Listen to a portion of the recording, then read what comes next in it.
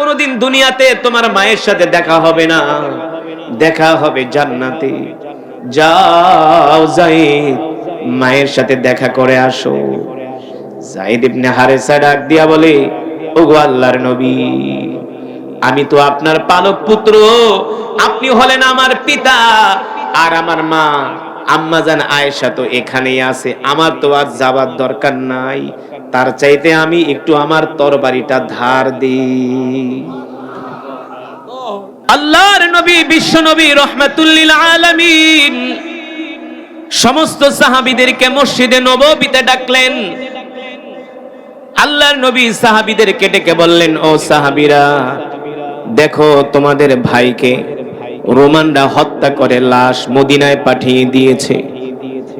এ সাহাবীরা, আমি রোমান বাদশার কাছে ইসলামের দাওয়াত নিয়ে পাঠাইছিলাম, ঠিক কিনা বলেন?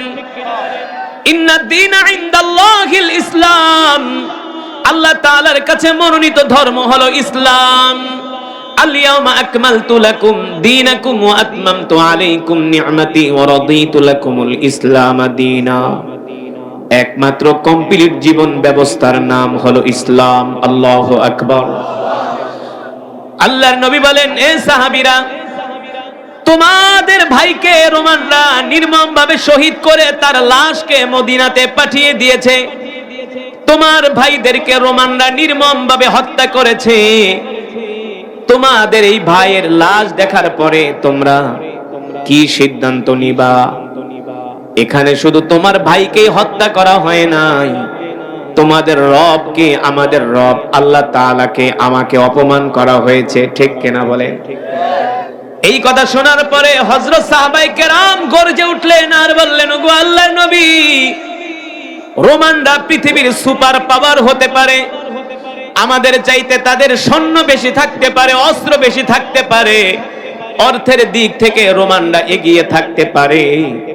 আমাদের কাছে অর্থ নাই, অস্ত্র নাই, সৈন্য নাই, কিন্তু আমাদের কাছে আল্লাহ, আল্লাহ রাসূলের ভালোবাসা আছে, আমাদের কাছে ঈমানের পাওয়ার আছে, ঠিক কিনা বলেন? কিসের পাওয়ার? আরো জোরে বলেন, কিসের পাওয়ার? আমাদের কাছে ঈমানের পাওয়ার আছে, ঈমানি শক্তি আছে। আপনি শুধু নির্দেশ দেন, আমরা 3000 সৈন্য, 3000 সাহাবী রোমানদের বিরুদ্ধে আমরা লড়াই করতে প্রস্তুত আছি। রোমানদের বিরুদ্ধে আমরা যুদ্ধ করতে প্রস্তুত আছি, শুধু আমাদেরকে আপনি অর্ডার দেন। আল্লাহু আকবার। এই কথা শোনার পরে আল্লাহর নবী খুশি হয়ে গেলেন। 3000 সাহাবীকে ডাকলেন। 3000 সাহাবীকে সমবেত করে আল্লাহর নবী ডাক দিলেন, আইনা যায়েদ ইবনে হারেসা? এ যায়েদ ইবনে হারেসা কোথায়? তাআলাও ইজলিস হুনাক। এ যায়েদ ইবনে হারেসা কোথায়? কোথায় আছো? এই জায়গায় আমার পাশে আইসা বসো। যায়েদ ইবনে হারেসা বসলেন। আল্লাহর নবী ডাক দিলেন, আইনা জাফর বিন আবি তালেব? এ আমার ভাই জাফর বিন আবি তালেব কোথায়? জাফর বিন আবি তালেব আসলেন। আল্লাহ নবী তৃতীয় নম্বরে ডাক দিলেন, আইনা আব্দুল্লাহ বিন রাওয়াহা? এ আমার কলিজার টুকরা সাহাবী আব্দুল্লাহ বিন রাওয়াহা কোথায়? আল্লাহর নবী তিনজনকে ডাক দিলেন। প্রথম আল্লাহর নবী বললেন, আইনা যায়েদ বিন হারেসা? কিফ হুনাক? এ যায়েদ, দাঁড়াও দাঁড়াও, ওই জায়গায় দাঁড়াও। যায়েদ ইবনে হারেসা দাঁড়ায় গেলেন। আল্লাহর নবী বললেন, এ যায়েদ, আমি যে রোমানদের বিরুদ্ধে 3000 সৈন্যকে প্রস্তুত করছি যুদ্ধ করার জন্য, 1 নম্বরে তুমি সেনাপতির দায়িত্ব পালন করবা। আল্লাহর নবীর সাহাবী যায়েদ বিন হারেসা দাঁড়ায় গেলেন। এই যুবক বন্ধু, ভালো করে খেয়াল করো, সাহাবায়ে কেরামদের ঈমানের পাওয়ার কেমন ছিল, আল্লাহ আল্লাহ রাসূলের প্রতি তাদের ভালোবাসা কেমন ছিল, দ্বীনের প্রতি তাদের দরদ কেমন ছিল। যায়েদ বিন হারেসা দাঁড়ায় গেছি। আল্লাহর নবী ডাক দিয়া বলে, যায়েদ, 1 নম্বরে তুমি যুদ্ধের সেনাপতি, 1 নম্বরে তুমি সেনাপতির দায়িত্ব পালন করবা। তোমার হাতে থাকবে 1 নম্বরে কালেমার পতাকা। তোমার হাতে থাকবে কালেমার ঝান্ডা, যুদ্ধের ময়দানে তুমি প্রথম নেতৃত্ব দিবা। এই কথা শোনার পরে যায়েদ বিন হারেসা মুস্কি মুস্কি হাসতেছে, আল্লাহু আকবার। 2 নম্বরে বললেন, আইনা জাফর বিন আবি তালেব, এ আমার ভাই জাফর বিন আবি তালেব কোথায়? জাফর বিন আবি তালেব দাঁড়ায় গেলেন। আল্লাহ নবী ডাক দিয়া বললেন, জাফর, 2 নম্বরে তুমি যুদ্ধের ময়দানে সেনাপতির দায়িত্ব পালন করবা। আল্লাহু আকবার। জাফর বিন আবি তালেব বীর দর্পে তরবারি নিয়ে দাঁড়ায় গেলেন আর বললেন, লাব্বাইক ওয়া সাদাইক ইয়া রাসূলুল্লাহ। ওগো নবী, আপনি শুধু আমাকে অর্ডার দেন, আমি আল্লাহ রাসূলের জন্য আমি আমার জীবনটা আল্লাহর রাস্তায় কোরবানি করতে রাজি আছি।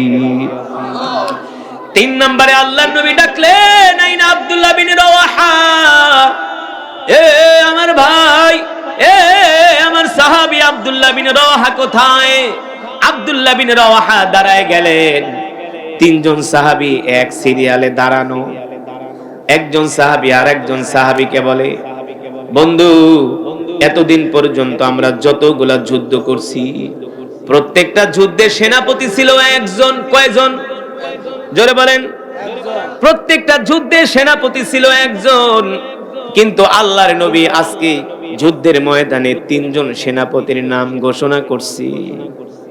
তার মানে কি, 3 জন সেনাপতির নাম যেহেতু ঘোষণা করছে, এই 3 জনের একজনও আমরা আর যুদ্ধের ময়দান থেকে ফিরে আসব না, আমরা 3 জনেই আল্লাহর রাস্তায় শহীদ হয়ে যাব। আল্লাহর নবী বলে দিছে, তোমরা 3 জন শহীদ হয়ে গেলে, এ সাহাবীরা, তোমাদের মধ্য থেকে একজন সেনাপতি তোমরা নির্বাচিত করে নিবা। আল্লাহু আকবার। তার মানে এই 3 জন যুদ্ধের ময়দানে শহীদ হয়ে যাবে, তারা আর কোনোদিন ফিরে আসবে তারা জানতেন আর কোনোদিন ফিরে আসবে না। কেমন ছিল সাহাবীদের ঈমান, কেমন ছিল তাদের আল্লাহ রাসূলের প্রতি ভালোবাসা। 3 জন মুস্কি মুস্কি হাসতেছে, তারা আনন্দ পাচ্ছে। 3 জন মজা করতেছে, বন্ধু, আমরা আর যুদ্ধের ময়দান থেকে ফিরে আসব না, আমরা আল্লাহর রাস্তায় শহীদ হয়ে যাব। আল্লাহু আকবার। আল্লাহ আমাদের দোয়াকে কবুল করে নিছে। আল্লাহু আকবার। এই পৃথিবীর জমিনে আল্লাহর নবী বলছেন, সবচেয়ে মর্যাদার মৃত্যু হলো শহীদি মৃত্যু। সবচেয়ে মর্যাদার মৃত্যু হলো শহীদি মৃত্যু। সবচেয়ে ইজ্জতের মৃত্যু হলো শহীদি মৃত্যু। সবচেয়ে কম কষ্টের মৃত্যু হলো শহীদি মৃত্যু। আল্লাহু আকবার। আল্লাহ নবী ডাক দিলেন, এ যায়েদ, যাও যাও, তুমি তোমার মার থেকে বিদায় নিয়ে আসো, কারণ এই যে যুদ্ধের ময়দানে যাচ্ছ আর ফিরে আসবা না, শেষ। আর কোনোদিন দুনিয়াতে তোমার মায়ের সাথে দেখা হবে না, দেখা হবে জান্নাতে। যাও যায়েদ, মায়ের সাথে দেখা করে আসো। যায়েদ ইবনে হারেসা ডাক দিয়া বলে, ওগো আল্লাহর নবী, আমি তো আপনার পালক পুত্র, আপনি হলেন আমার পিতা, আর আমার মা আম্মাজান আয়েশা তো এখানেই আছে, আমার তো আর যাবার দরকার নাই। তার চাইতে আমি একটু আমার তরবারিটা ধার দিই, তার চাইতে আমি আমার তরবারিটা একটু ধার দেই, শান দেই, যুদ্ধের জন্য প্রস্তুতি নেই। আল্লাহু আকবার। এই কথা শোনার পরে আল্লাহর নবী এত খুশি হয়ে গেলেন। 2 নম্বরে আল্লাহর নবী ডাক দিলেন, আইনা জাফর বিন আবি তালেব, এ জাফর, এ আমার ভাই জাফর, যাও যাও যাও, তোমার তো ছোট 2টা বাচ্চা আছে, কতদিন পর্যন্ত তুমি মদিনার বাহিরে ছিলা, কেবলমাত্র হিজরত করে মদিনায় আসছো, যাও তুমি তোমার বাচ্চাদের থেকে আর স্ত্রীর থেকে শেষ বিদায় নিয়ে চলে আসো। আল্লাহু আকবার। যাও জাফর, তুমি তোমার স্ত্রীর থেকে আর বাচ্চাদের থেকে শেষ বিদায় নিয়ে চলে আসো। এই কথা শোনার পরে আল্লাহ রাসূলের ভাই জাফর বিন আবি তালেব বাড়ির দিকে দৌড় শুরু করলেন। বাড়ির দরজার সামনে যায় ডাক দিলেন, তাআলাউ ইয়া জাওজি, ও আমার প্রিয়তমা স্ত্রী, কোথায় গো তুমি? আসো আসো, তোমার সাথে আমি কিছু কথা বলতে চাই। জাফর বিন আবি তালেবের স্ত্রী বলে, প্রাণের স্বামী গো, আমি আপনার জন্য খাবার প্রস্তুত করতেছি। কি করতেছি? আমি আপনার জন্য খাবার প্রস্তুত করতেছি। জাফর বিন আবি তালিব বলে, প্রিয়তমা, খাবার প্রস্তুত করার দরকার নাই, খাবার খাওয়ার সময়ও আমার হাতে নাই।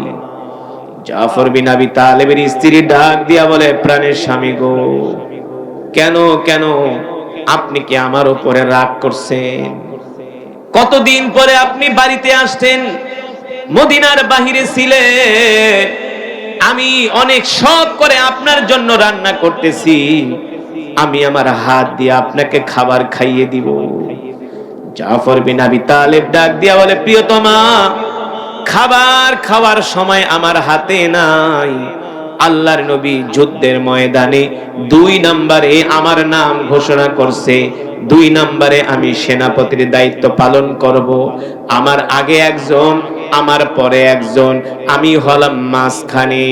তার মানে হলো, এতদিন আমরা যত যুদ্ধে গিয়েছি প্রত্যেকটা যুদ্ধে সেনাপতি ছিল একজন, আজকের যুদ্ধে সেনাপতি 3 জন। আল্লাহর নবী বলে দিয়েছে, এই 3 জনের একজনেও আমরা আর জীবিত ফিরে আসতে পারবো না, আমরা 3 জনেই আল্লাহর রাস্তায় শহীদ হয়ে যাব। আল্লাহর রাস্তায় শহীদ হয়ে যাব। এই কথা শোনার পরে একটা স্ত্রীর অবস্থা কি হয়? আমরা যে গ্রাম থেকে বাড়িতে ঢাকায় আসি, এই ঢাকা আসার দৃশ্য দেখলেই তো আমাদের সন্তান স্ত্রীরা কান্না করতে করতে শেষ।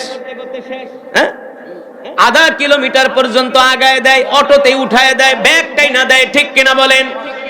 বারবার ফোন দেয়, পৌঁছাইছো কিনা, কিছু খাইছো কিনা। সন্তান আইসা কোলে উঠে, মাথায় উঠে আদর করে, আসতে দেয় না, যেতে পারবা না। কিন্তু আল্লাহ রাসূল সাহাবী জাফর বিন আবি তালেব বলতেছে, ও প্রিয়তমা স্ত্রী, রান্না করো না, খাওয়ার সময় নাই, যুদ্ধের ময়দানে যেতে হবে। আল্লাহর নবী ঘোষণা করে দিয়েছে, আমরা 3 জনেই শহীদ হয়ে যাব, আর ফিরে আসব না। জাফর বিন আবি তালেবের স্ত্রী বলে, প্রাণের স্বামী গো, কতদিন পরে বাড়িতে আসছেন, একটু সময় দেন, কয়েক লোকমা খাবার আপনি আমার হাতে খেয়ে যান। জাফর বিন আবি তালিব বলে, স্ত্রী রে, দুনিয়ার খাবারের জন্য আমাকে ডেকো না, আমি আমার নাকের মধ্যে জান্নাতের ঘেরান পাইতেছি। জোরে বলেন সুবহানাল্লাহ, আল্লাহু আকবার। এই স্ত্রী, আমাকে খাবারের জন্য ডেকো না, আমি আমার নাকের মধ্যে জান্নাতের খুশবুর ঘেরান পাইতেছি। আল্লাহু আকবার। এই কথা বলে জাফর বিন আবি তালেব বলে, স্ত্রী, কান্না করো না, মন খারাপ করো না, তোমার সাথে এই দেখাই আমার শেষ দেখা না, আমি তোমার জন্য আল্লাহর জান্নাতের সিঁড়িতে অপেক্ষা করব। আমি তোমার জন্য আল্লাহর জান্নাতের সিঁড়িতে অপেক্ষা করব। জাফর বিন আবি তালেবের স্ত্রী এই কথা শোনার পরে গলা কাটা মুরগির মতো ছটফট কইরা কান্না করতেছে। জাফর বিন আবি তালিব বলে, স্ত্রী, কেঁদো না, কেঁদো না, ইসবির ইসবির, ধৈর্য ধারণ করো। শোনো, আমি আমার বিদায় মুহূর্তে তোমার কাছে একটা ওসিয়াত কইরা যাই। আমার ছোট ছোট 2টা পুত্র সন্তান আছে, আমি যেই পথে যাচ্ছি আমার সন্তানগুলো বড় হলেও তাদেরকে সেই পথে পরিচালিত করবে। তার মানে কি, বাবা আল্লাহর দ্বীনের জন্য শহীদ হতে যাচ্ছে, সন্তানও যেন আল্লাহর দ্বীনের জন্য শহীদ হয়ে যায়, ঠিক কিনা বলেন? আল্লাহু আকবার। এই কথা বলার পরে জাফর বিন আবি তালেব ঘোড়া দৌড়ায়া তরবারি নিয়ে যুদ্ধের ময়দানে রওনা শুরু করলেন। জাফর বিন আবি তালেবের স্ত্রী ঘর থেকে বের হইয়া ঘরের দরজার সামনে দাঁড়ায়া জাফর বিন আবি তালিবকে বলে, ও প্রিয়তমা স্বামী, ও প্রিয়তম স্বামী, একবার তাকা। একবার আমার দিকে তাকান। জাফর বিন আবি তালিব বলে, স্ত্রী রে, আমাকে আর তাকাতে বলো না, আমি আমার চোখের মধ্যে, চোখের সামনে জান্নাত দেখতেছি। আল্লাহু আকবার। জাফর বিন আবি তালিব যুদ্ধের জন্য রওনা হয়ে গেল। তৃতীয় জনের কথা আরো বেশি হৃদয় বিদারক। তৃতীয় যার নাম আল্লাহ ঘোষণা করেছিলেন আল্লাহ রাসূল, তার নাম হলো আব্দুল্লাহ বিন রাওয়াহা। নাম কি? আব্দুল্লাহ বিন রাওয়াহা রাদিয়াল্লাহু তাআলা আনহু মদিনার একজন টকবগে যুবক। মদিনার একজন টকবগে যুবক, কেবলমাত্র নতুন বিবাহ করছি, কেবলমাত্র নতুন বিবাহ কইরা স্ত্রীকে বাসর ঘরে রাইখা আসছে। কেবলমাত্র বিবাহ করে স্ত্রীকে বাসর ঘরে রেখে আসছে। আল্লাহ নবী ডাক দিছে, দেরি করে নাই, স্ত্রীকে বাসর ঘরে রাইখা আল্লাহর নবীর ডাকে সাড়া দিছে। আল্লাহু আকবার। এই হলো সাহাবায়ে কেরামদের ঈমান। ওই সাহাবীদের সামনে কেউ যদি আল্লাহ আল্লাহ রাসূলকে কোনো কটূক্তি করছে, কোনো দেরি নাই, উড়ায় দিছে। কি করছে? উড়ায় দিছে। আল্লাহর নবী নিজে বলছেন, মান সাবিয়া নাবিয়্যান, মান সাব্বা নাবিয়্যান ফাকতুলু, মান সাব্বা নাবিয়্যান ফাকতুলু। কেউ যদি আল্লাহ আল্লাহ রাসূলকে গালি দেয়, তার শাস্তি হয়, তার শাস্তি হলো তা। সাহাবীদের সামনে কোন কাফের মুশরিক আল্লাহর নবীকে গালি দেওয়ার সাহস পায় নাই, আল্লাহর নবীকে কটূক্তি করার সাহস পায় নাই। কিভাবে পাবে? সাহাবায়ে কেরাম তাদের জীবনের চাইতে আল্লাহ আল্লাহ রাসূলকে ভালোবাসছে। ঠিক কিনা বলেন? ওই যে আব্দুল্লাহ বিন রাওয়াহা রাদিয়াল্লাহু তাআলা আনহু স্ত্রীকে বাসর ঘরে রেখে আল্লাহর নবীর ডাকে সাড়া দিয়া মসজিদে নববীতে চলে গেছে। আল্লাহর নবী ডাক দিয়ে বলে, যাও যাও যাও আব্দুল্লাহ বিন রাওয়াহা, তুমি তোমার স্ত্রীর কাছ থেকে শেষ বিদায় নিয়ে আসো। আব্দুল্লাহ বিন রাওয়াহা রাদিয়াল্লাহু তাআলা আনহু দৌড়ে বাড়িতে গেলেন। ঘরের দরজার সামনে যায়া আব্দুল্লাহ বিন রাওয়াহা ডাক দিতেছে, ইফতাহিল বাব, ইফতাহিল বাব। ও প্রিয়তমা স্ত্রী, ঘরের দরজা খোলো।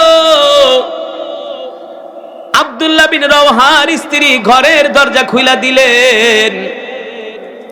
স্ত্রী বলতেছেন, প্রিয়তম স্বামী ঘরে আসেন, আপনার জন্য আমি বাসর ঘরে অপেক্ষা করতেছি। আল্লাহু আকবার। আপনার জন্য আমি বাসর ঘরে অপেক্ষা করতেছি। এই কথা শোনার পরে সাহাবী আব্দুল্লাহ বিন রাওয়াহা রাদিয়াল্লাহু তাআলা আনহু তিনি ঘরের দরজার সামনে দাঁড়ায় বলে, প্রিয়তমা, ও আমার প্রিয়তমা স্ত্রী, ডেকো না, ডেকো না, ডেকো না, আমাকে ঘরে যাওয়ার জন্য ডেকো না।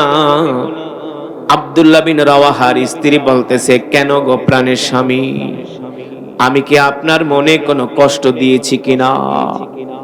আপনি কেন বলতেছেন আমি আপনাকে ডাকবো না? আপনি কি আমার উপরে রাগ করছেন কিনা? সাহাবী আব্দুল্লাহ বিন রাওয়াহা ডাক দিয়া বলে, প্রিয়তমা স্ত্রী,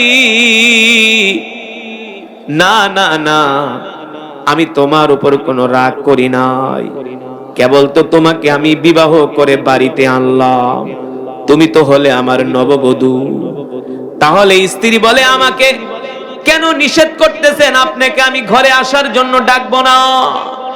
এই কথা শোনার পরে আব্দুল্লাহ বিন রাওয়াহা ডাক দিয়ে বলে, স্ত্রী রে, কেন তুমি ডাকবা না? এর কারণ হলো আমাকে এমন একজন ব্যক্তি ডেকেছেন যাকে আমি আমার স্ত্রীর চাইতে সবচেয়ে বেশি ভালোবাসি। আল্লাহু আকবার। যিনি আমাকে ডেকেছেন, আমি আমার মা, আমার বাবা, আমি আমার পরিবার, স্ত্রীর চাইতে আল্লাহ আল্লাহ রাসূলকে ভালোবাসি। আল্লাহু আকবার। আমার সেই কলিজার টুকরা নবী আমাকে নির্দেশ দিছে, এই মুহূর্তে আমাকে জিহাদের ময়দানে যেতে হবে, এই মুহূর্তে আমাকে জিহাদের ময়দানে যেতে হবে। তবে গো প্রিয়তমা শোনো, আল্লাহ নবী এটাও ঘোষণা করে দিছে, তোমার স্বামী আর কোনোদিন যুদ্ধের ময়দান থেকে ফিরে আসবে না।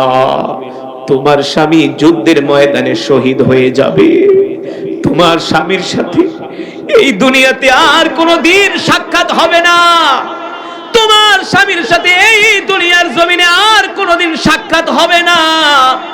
এই কথা শোনার পরে আব্দুল্লাহ বিন রাওহার স্ত্রী অঝোর ধারায় কান্না করতেছে আর বলে, প্রাণের স্বামী গো, তাহলে একটা বারের জন্য ঘরে আসেন, একটা বারের জন্য ঘরে আসেন, আপনার চেহারাটা আমি একটু দেখি, আপনি আমার চেহারাটা একটু দেখেন। আব্দুল্লাহ বিন রাওহা বলেন, না না না, আমাকে ঘরে ডেকো না, আমাকে ঘরে ডেকো না, আমি এই মুহূর্তে চাই না এই দুনিয়ার জমিনে আল্লাহ আল্লাহ রাসূল ছাড়া কারো প্রতি আমার বিন্দু মাত্র ভালোবাসা জাগুক, এটা আমি পছন্দ করি না। আল্লাহু আকবার। এই দুনিয়ার জমিনে এই মুহূর্তে কারো প্রতি আমার ভালোবাসা জাগুক, এটা আমি পছন্দ করি না। স্ত্রী, বিদায় দিয়া দাও, তবে তোমার সাথে এই দেখাই আমার শেষ দেখা না, তোমার জন্য আমি জান্নাতের সিঁড়িতে অপেক্ষা করব।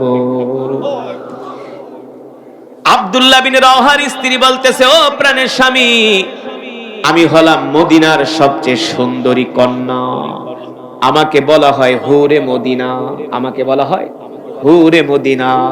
মদিনার যুবকরা আমার জন্য পাগল। এমন একটা সুন্দরী কন্যাকে বিবাহ কইরা বাড়িতে আনছেন, নববধূর চেহারা কি একবার দেখবেন না? আব্দুল্লাহ বিন রাওহা বলে, তোমারে দেখলেই তো তোমার প্রতি আমার ভালোবাসা জাগবে, তোমার প্রতি আমার মমতা জাগবে, প্রেম ভালোবাসা জাগবে। আমি চাই না এই মুহূর্তে আল্লাহ আল্লাহ রাসূল ছাড়া কারো প্রতি আমার ভালোবাসা জাগুক।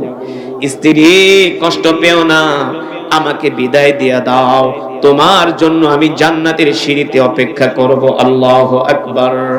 এই কথা বলে আব্দুল্লাহ বিন রাওহা বের হয়ে গেলেন যুদ্ধের ময়দানে।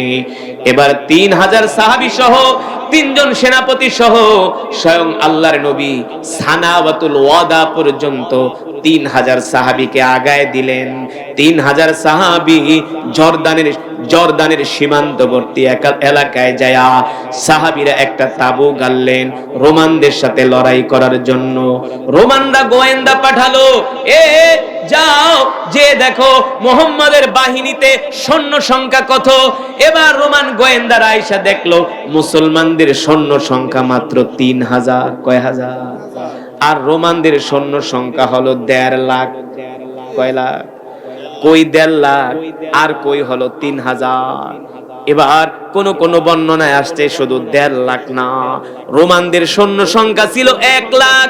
আরব কাফেররা আরো 1 লক্ষ রিজার্ভ ফোর্স রোমানদেরকে দিয়া সাহায্য করেছে।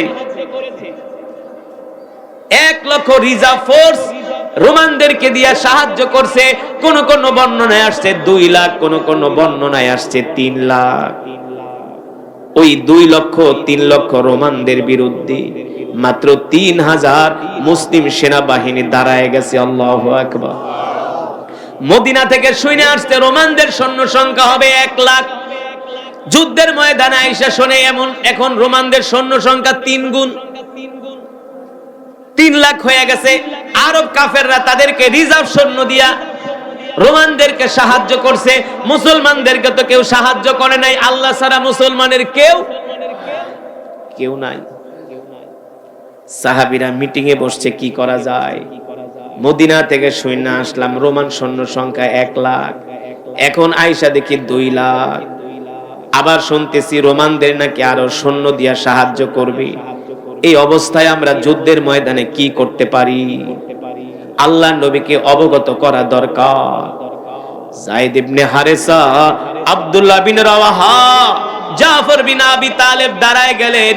খালিদ ইবনুল ওয়ালিদ দাঁড়ায় একটা বক্তৃতা দিলেন, এ মুসলমান সাহাবীরা, এ মুসলমান সৈন্যরা, এ মুসলমান মুজাহিদরা, তোমরা কি কারণে এত ভয় পাও? কি কারণে তোমরা রোমানদের কাছে, কি কারণে রোমানদের সাথে তোমরা এখন লড়াই করার জন্য কেন তোমরা এখনো প্রস্তুতি নাও না? আমরা তো মুসলমান, আমরা যদি যুদ্ধে শহীদ হয়ে যাই তাহলে আমরা জান্নাতে চলে যাব, আর যদি যুদ্ধে বিজয় অর্জন করি গনিমতের মাল পাবো, আবার দ্বিতীয়ত আমরা গাজী হয়ে যাব। মুসলমান যুদ্ধের ময়দানে যদি শহীদ হয় তাহলে জান্নাতে যাবে, আর যদি যুদ্ধে বিজয় হয় গনিমতের মাল পাবে, গাজী হয়ে যাবে। তার মানে মুসলমানদের কোনো লস নাই, পুরোটাই লাভ। আর কাফেররা মরলেই তারা যাবে জাহান্নামে, ঠিক কিনা?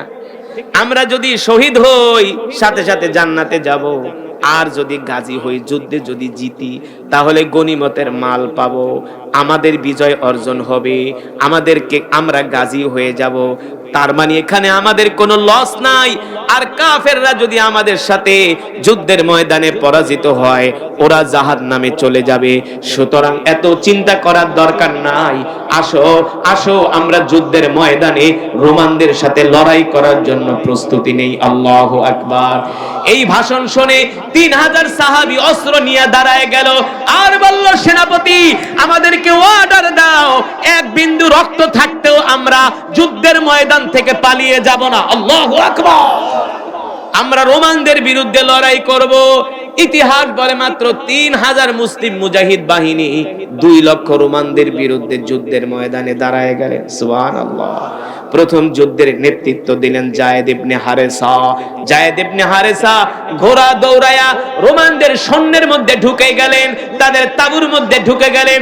যায়েদ বিন হারেসার সামনে রোমান সৈন্যরা আসে, ওই রোমান সৈন্যদের আর মাথা খুঁজে পাওয়া যায় না। আল্লাহু আকবার। মাথা খুঁজে পাওয়া যায় না। কয়েকশো রোমান সৈন্যদেরকে হত্যা করে একাই যায়েদ ইবনে হারেসা। আল্লাহু আকবার। এইদিকে এই অবস্থা দেখে হাজার হাজার রোমান সৈন্য যায়েদ ইবনে হারেসাকে চতুর্দিক থেকে ঘিরে ধরে, তাকে তীর মারে, বর্ষা মারে, তরবারি দিয়ে আঘাত করে। এক পর্যায়ে যায়েদ ইবনে হারেসা যুদ্ধ করতে করতে, লড়াই করতে করতে যায়েদ ইবনে হারেসা কালেমার পতাকা এক হাত দিয়া ধইরা জমিনের মধ্যে পড়া যায়। যায়েদ ইবনে হারেসা শাহাদাতের অমীয় সুধা পান করে আল্লাহর জান্নাতে চলে যায়। এবার কালেমার পতাকা হাতে নিয়ে নেয় জাফর বিন আবি তালেব। কে? জাফর বিন। এবার জাফর বিন আবি তালেব কালেমার পতাকা বাম হাতে নিয়া ঘোড়ার উপরে উঠা বাস পাখির মতো উইরা উইরা রোমানদেরকে হত্যা করতেছে। আল্লাহু আকবার। যেই দিকে জাফর বিন আবি তালেব যায়, ওই দিকে আর রোমানদেরকে খুঁজে পাওয়া যায় না, শুধু রোমানদের মাথা জমিনের মধ্যে পড়া থাকে। আল্লাহু আকবার। রক্তের নদী বয়ে গেছে মুতার প্রান্তরে। আল্লাহু আকবার। এই দৃশ্য দেখা রোমানদের মাথা নষ্ট হয়ে গেল, রোমানরা চিন্তায় পড়ে গেল, রোমান সেনাপতিরা টেনশনে পড়ে গেল। আমরা যুদ্ধের ময়দানে আসার আগে কি খসড়া করছিলাম, কি চুক্তি করছিলাম, যুদ্ধের ময়দানে আসার আগে আমরা কি শখ করছিলাম, এখন আয়েশা দেখি যুদ্ধের ময়দানে পুরাটাই চিত্র ভিন্ন। যুদ্ধের ময়দানের এই অবস্থা দেখা রোমান সৈন্যরা রোমান সেনাপতিকে বলে, আমরা মনে হয় না কোনো মানুষের সাথে যুদ্ধ করতেছি, মনে হয় আমরা ফেরেশতার সাথে যুদ্ধ করতেছি। আল্লাহু আকবার। মানুষের কি এত বড় সাহস হয় নাকি একা ঘোড়া দৌড়ায়া হাজার হাজার রোমানদের ভিড়ের মধ্যে ঢুইকা যায়? আল্লাহু আকবার। এই যুদ্ধের অবস্থা দেখা রোমানদের মনোবল ভেঙে যায়, রোমানদের মনোবল আস্তে আস্তে করে ভেঙে যায়, তারা ভয় পায়া যায়। এবার জাফর বিন আবি তালিবকে চতুর্দিক থেকে ঘিরা ধরে রোমান সৈন্যরা, কেউ তীর মারে, কেউ তরবারি দিয়ে আঘাত করে, কেউ বর্ষা দিয়ে আঘাত করে, কিন্তু জাফর বিন আবি তালিবকে তারা দমাতে পারে না। যেই দিকে জাফর বিন আবি তালিব যায়, সেই দিকেই শত শত রোমান সৈন্যরা নিহত হয়ে যায়। আল্লাহু আকবার। এক পর্যায়ে রোমান সেনাপতি আয়েশা জাফর বিন আবি তালেবের ঘোড়ার সামনের পাও কেটে ফেলে। যখন ঘোড়ার সামনের পা কেটে দেয়, আর ঘোড়া দৌড়াতে পারে না, ঘোড়া জমিনের মধ্যে পড়া যায়। জাফর বিন আবি তালেব ঘোড়া থেকে লাফ দিয়ে এবার জমিনে দাঁড়ায়া এক হাতে কালেমার পতাকা আর এক হাতে তরবারি, বীর দর্পে যুদ্ধ করতে থাকে জাফর বিন আবি তালেব। বীর দর্পে যুদ্ধ করতে থাকে জাফর বিন আবি তালেব। হাজার হাজার রোমান সৈন্য জাফর বিন আবি তালিবকে প্রতিরোধ করতে পারে না, তার গতিরোধ করতে পারে না, তাকে থামানোর মতো কোন শক্তি ওই মুতার প্রান্তরে নাই। আল্লাহু আকবার। শেষ পর্যায়ে রোমান সৈন্যরা আয়েশা জাফর বিন আবি তালেবের ডান হাতে একটা তরবারি দিয়ে আঘাত করে। এক আঘাতে জাফর বিন আবি তালেবের ডান হাত তার দেহ থেকে বিচ্ছিন্ন হয়ে যায়। এবার জাফর বিন আবি তালেব কালেমার পতাকা দাঁত দিয়া আঁকড়ে ধরে আর বাম হাত দিয়া যুদ্ধ করে। আল্লাহু আকবার। দাঁত দিয়া কালেমার পতাকা আঁকড়ে ধরে আর বাম হাত দিয়া রোমানদের সাথে লড়াই করে। হাত থেকে রক্ত পড়তেছে, রক্তে পুরা শরীর ভিজা যাইতেছে জাফর বিন আবি তালেবের। সাহাবায়ে কেরামরা তাকায় তাকায় দেখতেছে জাফর বিন আবি তালেব আল্লাহর দ্বীনের জন্য রক্ত দিতেছে। আল্লাহু আকবার। এক পর্যায়ে রোমান সৈন্যরা আইসা জাফর বিন আবি তালেবের বাম হাতে একটা তরবারি দিয়ে আঘাত করে। এবার জাফর বিন আবি তালেবের বাম হাত কেটে ফেলে। জাফর বিন আবি তালেবের ডান হাতও নাই, জাফর বিন আবি তালেবের বাম হাতও নাই। এবার জাফর বিন আবি তালেব কালেমার পতাকাটা দাঁত দিয়া কামড়া ধরে দাঁড়ায় থাকে। দাঁত দিয়া কামড়ে ধরে কালেমার পতাকাটা দাঁড়ায় থাকে। কালেমার পতাকা জমিনে পড়তে দেয় না। এবার রোমান সৈন্যরা আইসা জাফর বিন আবি তালেবের ডান পা কেটে দেয়। জাফর বিন আবি তালেব জমিনের মধ্যে লুটায় পড়ে, বাম পা কেটে দেয়। জাফর বিন আবি তালেব এবার জমিনের মধ্যে লুটায় পড়ে। আল্লাহর পয়গম্বরের সাহাবী জাফর বিন আবি তালেবের ডান হাতও নাই, ডান হাত নাই, বাম হাতও নাই, ডান পাও নাই, বাম পাও নাই, পুরা চারটা অঙ্গ দেহ থেকে তারা কেটে বিচ্ছিন্ন করে দিছে। জাফর বিন আবি তালেবের নিথর দেহটা মুতার প্রান্তরে পড়ে আছে। কালেমার পতাকা দাঁত দিয়া কামড়া ধইরা রাখছি। আল্লাহু আকবার। এবার আব্দুল্লাহ বিন রওয়াহা দৌড়ায় আসছি, খালিদ ইবনুল ওয়ালিদ দৌড়ায় আসছি। আয়েশা বলে, এ খালিদ ইবনুল ওয়ালিদ, একটু পরে তো আব্দুল্লাহ বিন রওয়াহা শহীদ হয়ে যাবে, কিন্তু আল্লাহর নবীকে তুমি বইলা দিও মুতার প্রান্তরে কাফেরেরা রোমানরা জাফর বিন আবি তালেবের ডান হাত কাটছে, ডান পা কাটছে, ডান হাত কাটছে, বাম হাত কাটছে, ডান পা কাটছে, বাম পা কাটছে। জাফর বিন আবি তালেব রোমানদের কাছে মাথা নত করে নাই।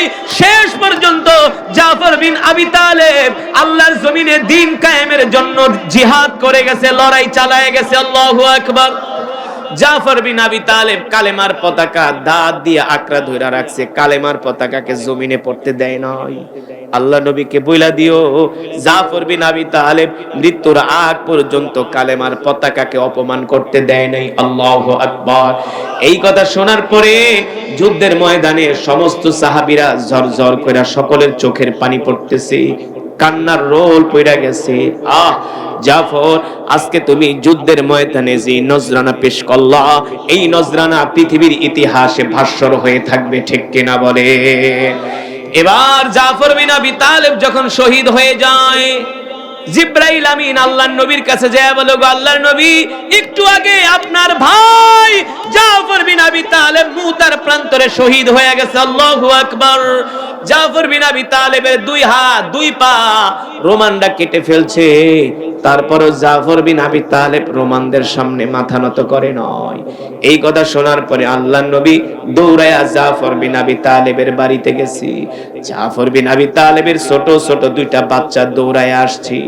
আয়েশা বলে, বলেন আমার আব্বা জানের কি খবর, আমার বাবা কবে আসবে যুদ্ধের ময়দান থেকে? জাফর বিন আবি তালেবের স্ত্রী ঘরের মধ্যে দরজার পাশে দাঁড়ায় আছে।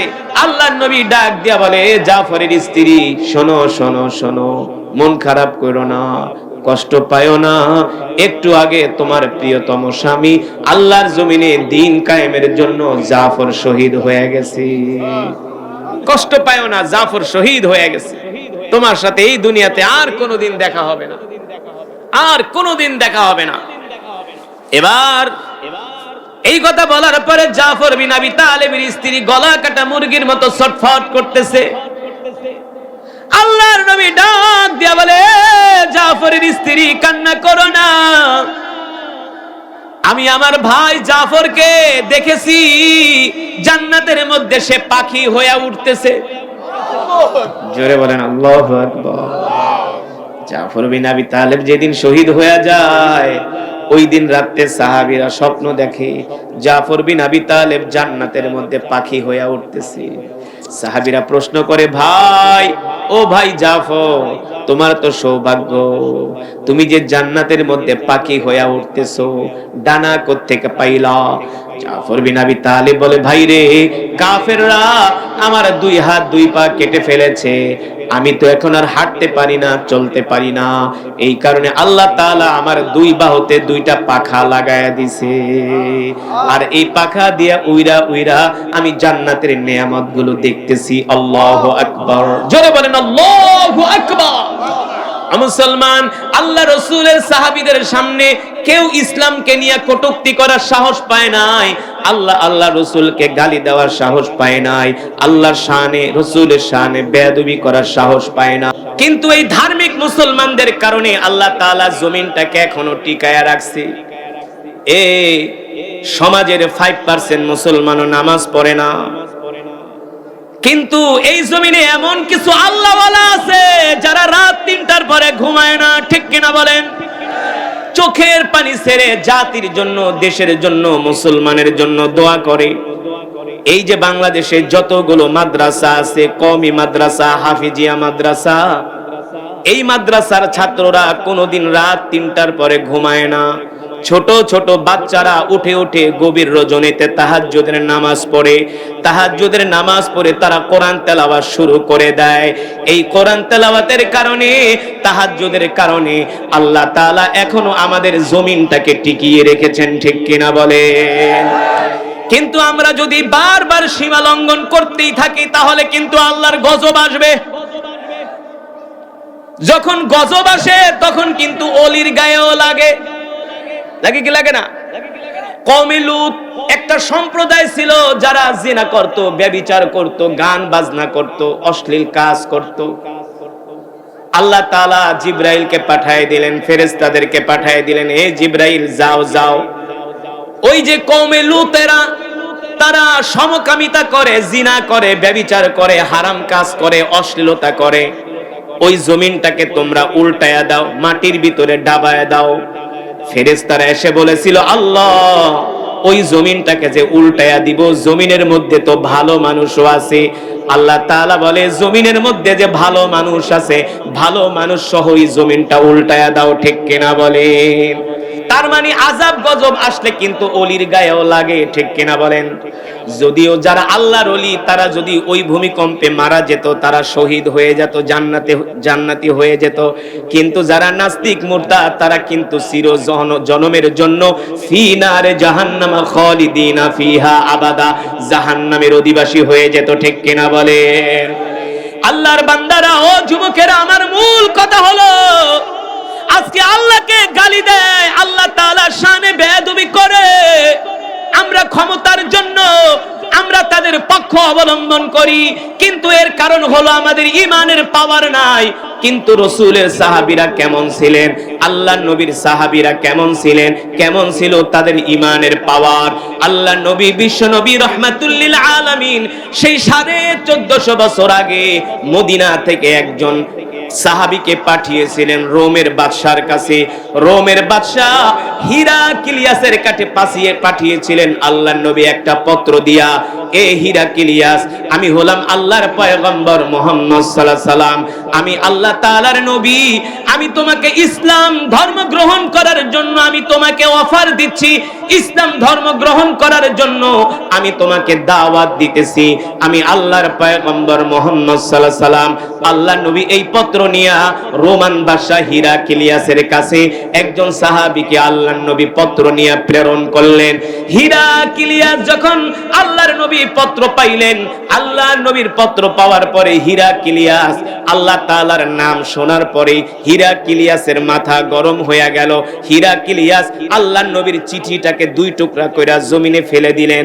শুধু 2 টুকরা করে জমিনে ফেলা নাই, ওই চিঠির উপরে হিরাক্লিয়াস পা দিয়া পাড়াচ্ছেন আর বলে, মোহাম্মদ তোমার এত বড় সাহস, তুমি তোমার রবের দাওয়াত দেওয়ার জন্য আমার কাছে পাঠাইছো। এ মোহাম্মদ, তুমি এখনো আমাকে চিনো নাই, আমি তো হলাম তোমার রবের চির দুশমন, আমি শুধু তোমার পত্রটাকেই অপমান করলাম না। শোনো মোহাম্মদ, তুমি যেই দূত আমার কাছে পাঠিয়েছো, আমি তোমার দূতটাকে হত্যা করব। আল্লাহর নবী সাহাবী যায়েদ রাদিয়াল্লাহু তাআলা আনহুকে তিনি সেই জায়গায় শহীদ করে দিলেন। শহীদ করে সাহাবীর লাশটা মদিনায় পাঠিয়ে দিলেন। আল্লাহর নবীর কাছে যখন এই লাশ আনা হলো, আল্লাহর নবী এই লাশ দেখার পরে অজর ধারায় কাঁদতে শুরু করলেন। দেখেন, সাহাবীকে নির্মমভাবে শহীদ করে তার লাশ মদিনায় পাঠিয়ে দিল।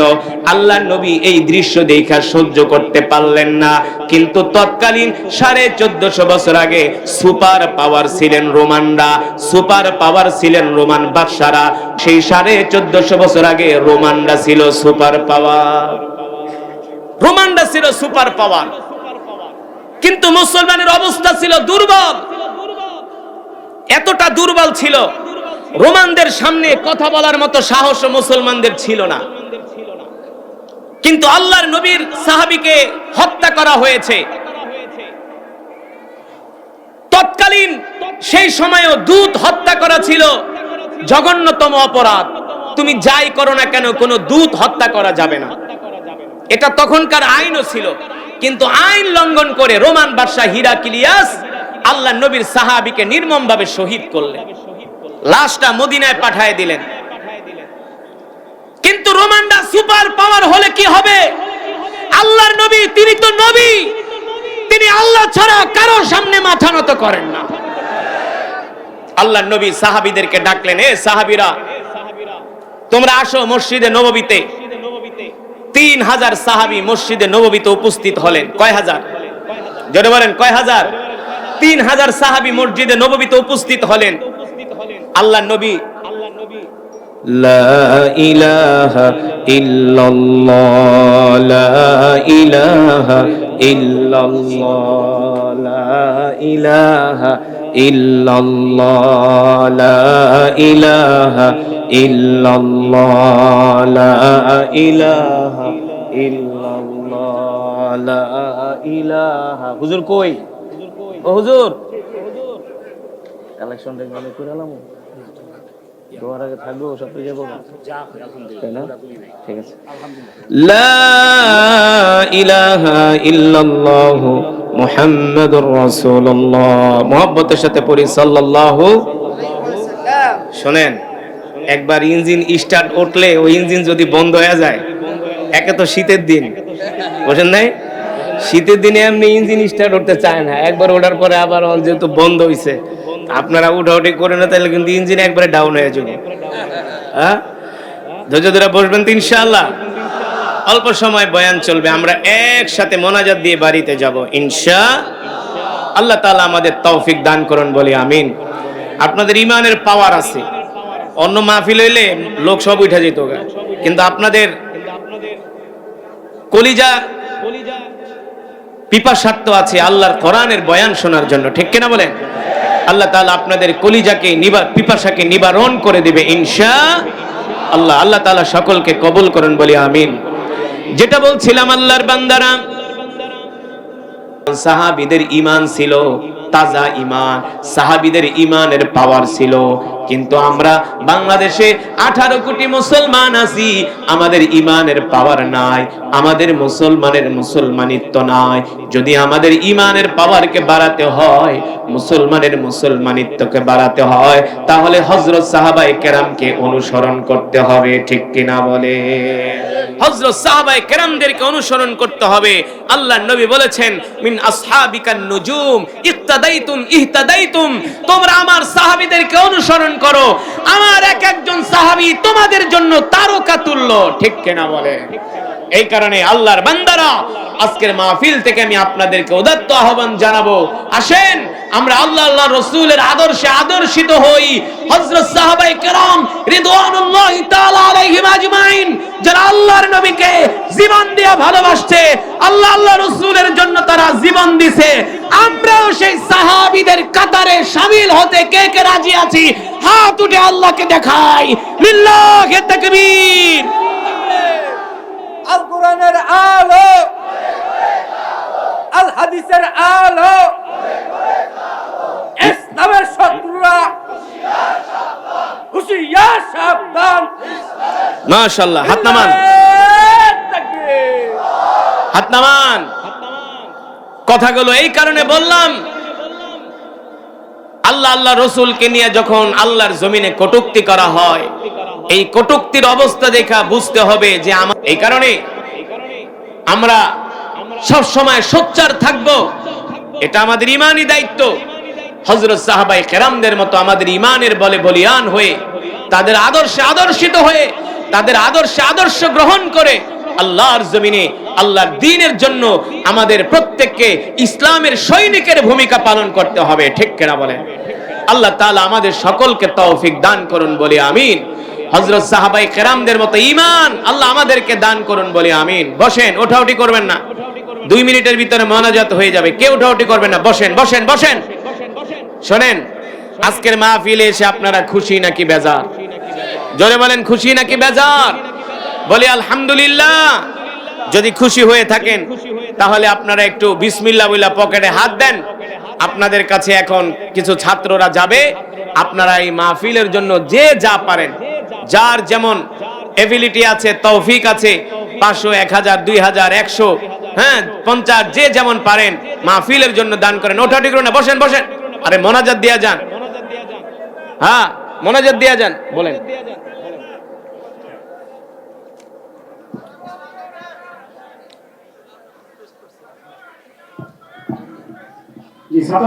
দ্রুত কাজ করে, দ্রুত হাত চালায়, চালু করে পিছনে যায়, পিছনে যায়। যে বসে অল্প সময় মাহফিল হুজুর আলোচনা শেষ করে দিয়েছেন, দোয়া হবে। আমরা দোয়া না করে কেউ যাবো না, অল্প সময়। যে আলহামদুলিল্লাহ আল্লাহ পাকের অনেক বান্দারা এখানে মাহফিল শুরু হয়।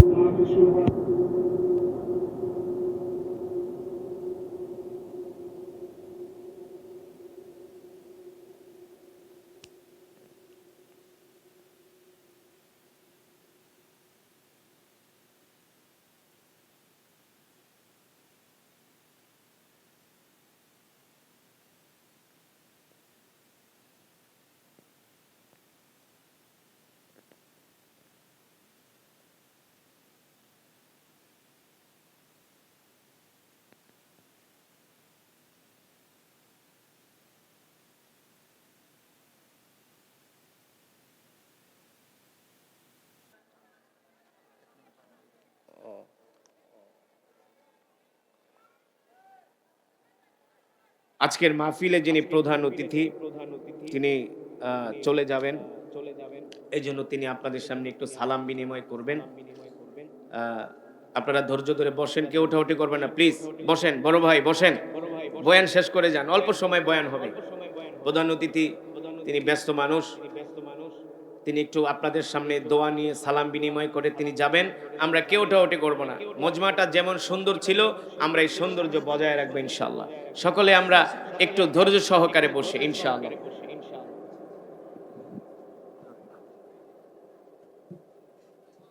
ঘোষণা করেন। জি আলহামদুলিল্লাহ। মাঝখানে একটু আপনাদের বিরক্ত করতেছি। আমাদের সম্মানিত প্রধান অতিথি খুব ব্যস্ত মানুষ, 50 সালাম বিনিময় করবেন। আজকে আমাদের এই বিশাল ওয়াজ মাহফিলের সম্মানিত প্রধান অতিথি জননেতা জনাব মোহাম্মদ হুমায়ুন কবির খান সাহেব। জনাব মোহাম্মদ হুমায়ুন কবির সাহেব।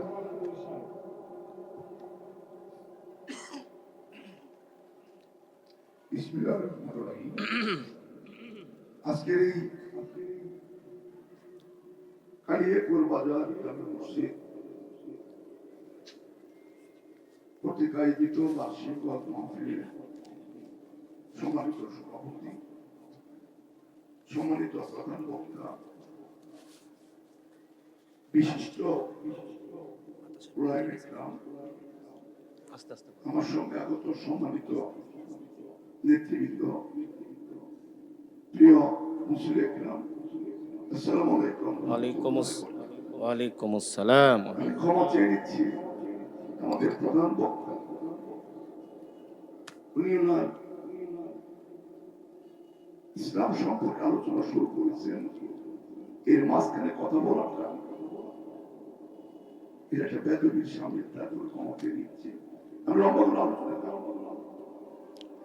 প্রতি বছরের ন্যায় এই গোলাম নবী স্কুল ময়দান, এই ওয়াজ মাহফিল দেশে গুণী উলায়করামদেরকে নিয়ে আয়োজন করে থাকেন এবং তাদের কোনো বার্ষিক প্রত্যেকে রাখতে আপনারা যারা এই ইসলামী জলসা আলোচনা শুনতে আসেন সকলের প্রতি আমার কৃতজ্ঞতা প্রকাশ করে আমি সংক্ষিপ্ত একটা বিষয়ের উপর কথা বলতে চাচ্ছি। সেটা হলো আমাদের দেশের সাবেক প্রধান,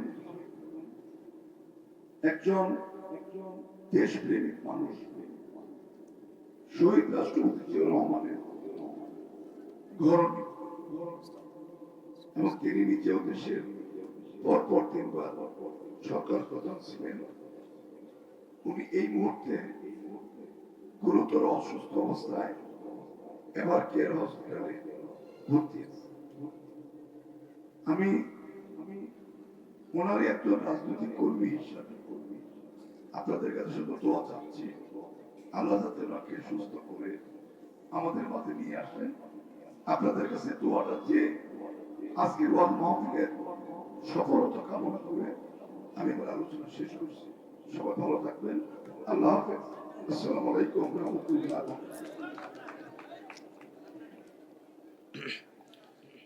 শেষ জিকির করি লা ইলাহা ইল্লাল্লাহ, লা ইলাহা ইল্লাল্লাহ।